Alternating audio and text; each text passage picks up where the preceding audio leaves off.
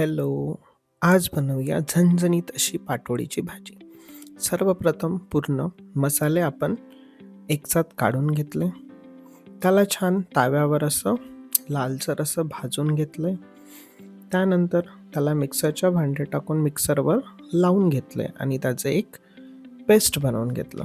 त्यानंतर एका गंजात कांदे टाकले, मिरची पावडर टाकलं, हळदी पावडर टाकले आणि त्यात पाणी टाकून त्याला उकळी येऊ दिले आणि त्यानंतर त्यात बेसन घातलं आणि छान त्याला काही वेळ शिजू दिलं.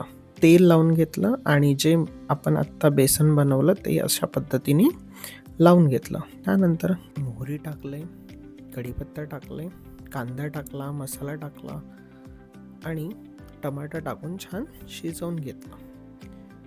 छान पद्धतीने शिजवून घेतलं आणि नंतर सर्व तिखट, मीठ, हळद सर्व टाकून ते सुद्धा छान पद्धतीने शिजवून घेतलं आणि त्यानंतर त्याला थोडं ग्रेव्ही बनवायसाठी पाणीसुद्धा टाकून घेतले.